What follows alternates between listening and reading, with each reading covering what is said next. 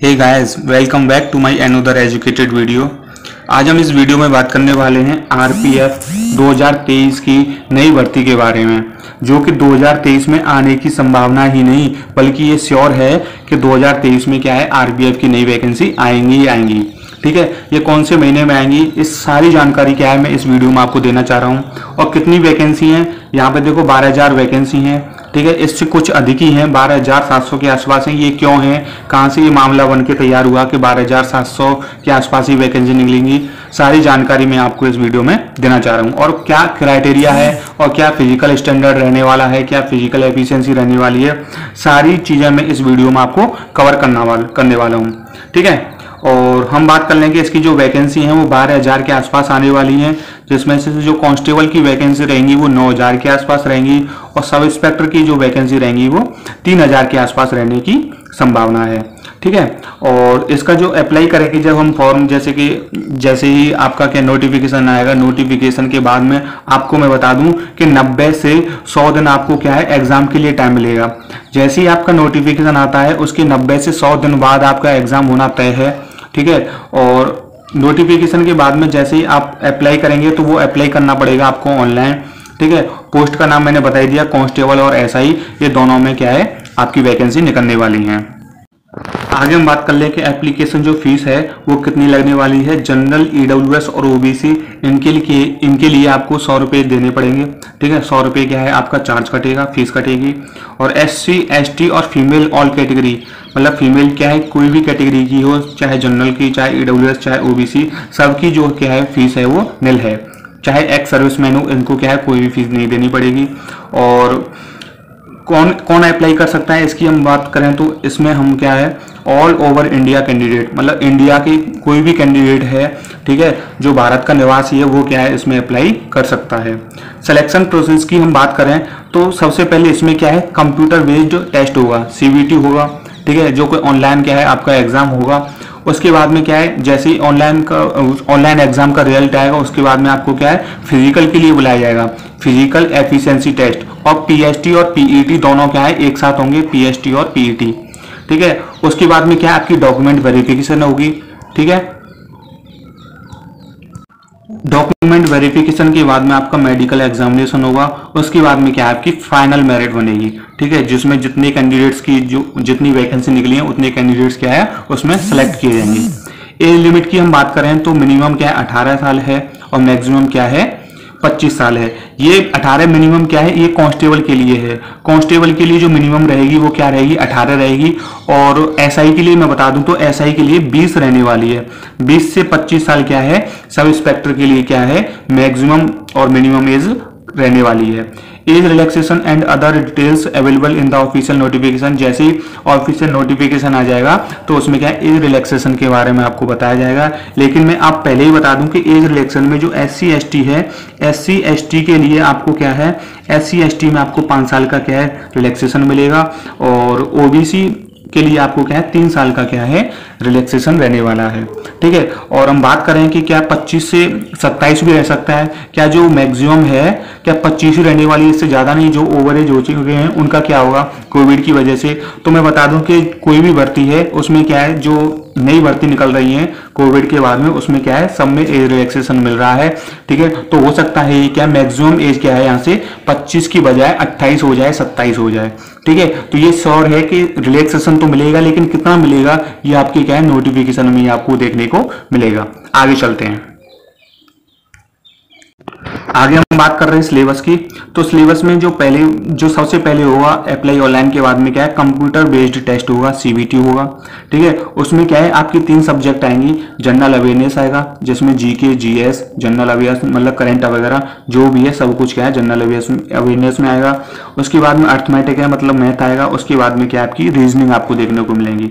ठीक है, general awareness में क्या है आपके 50 प्रश्न आएंगे और जिनकी जो मार्क्स होगा वो 50 का होगा, मतलब एक प्रश्न क्या होगा 1 नंबर का होगा। अर्थमेटिक में क्या है 35 प्रश्न पूछे जाएंगे और मार्क्स कितने होंगे 35 के होंगे। और ऐसे ही क्या है जो रीजनिंग है, रीजनिंग में 35 प्रश्न पूछे जाएंगे और 35 मार्क्स के होंगे। टोटल 120 प्रश्न पूछे जाएंगे और 120 ही क्या है आपके मार्क्स के पूछे जाएंगे।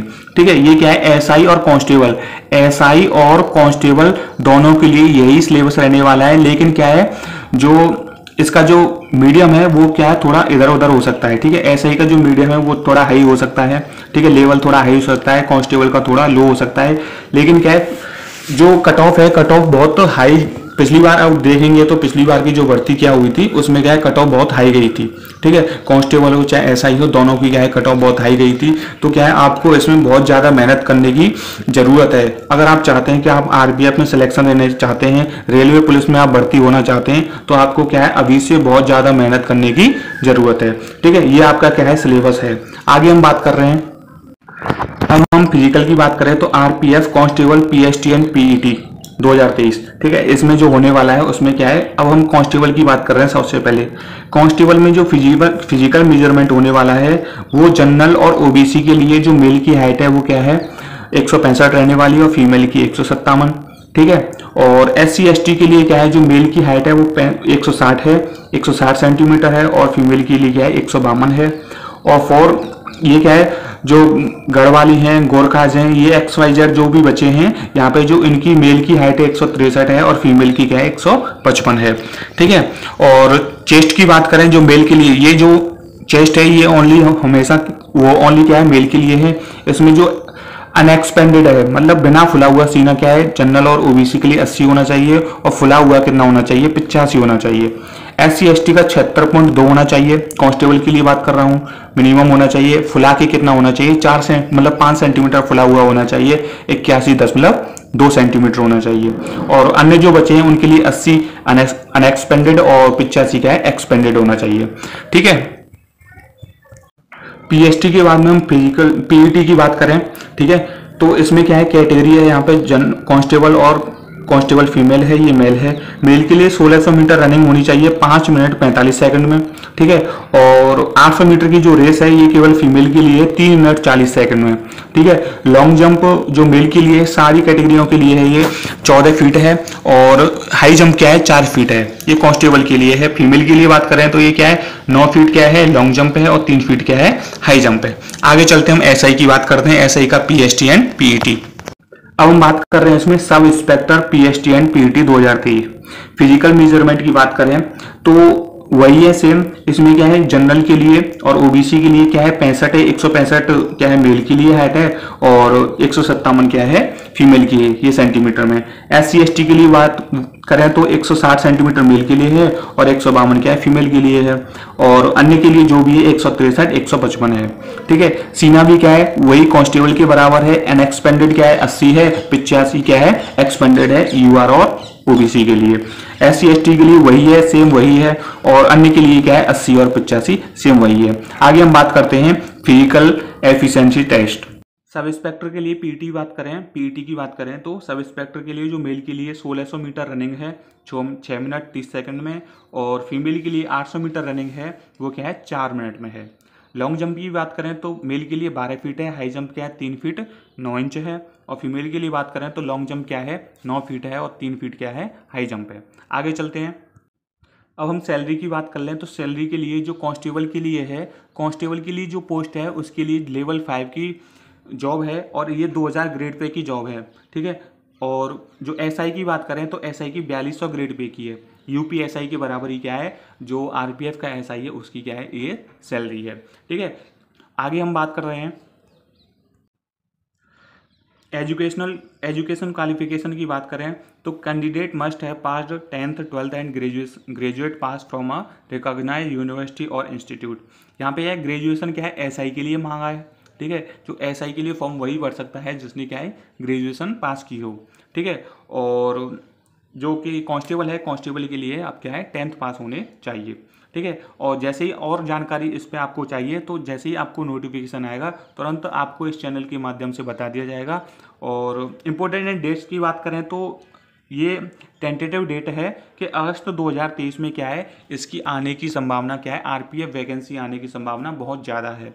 हम बोले कि 99% क्या है, ये संभावना है कि जो आरपीएफ की वैकेंसी है वो अगस्त में आएंगी और इसके जो फॉर्म भरे जाएंगे लास्ट डेट क्या है, सितंबर की रहने वाली है।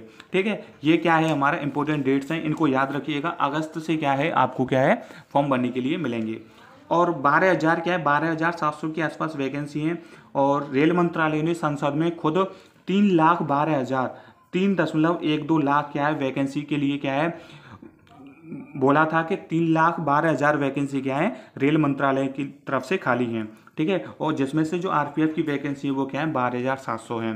ठीक है, और आगे कोई भी जानकारी मिलती है इस वैकेंसी के रिगार्डिंग तो क्या मैं आपको इस चैनल के माध्यम से देने की कोशिश करूंगा। आज के लिए बस इतना ही। जय हिंद, जय भारत।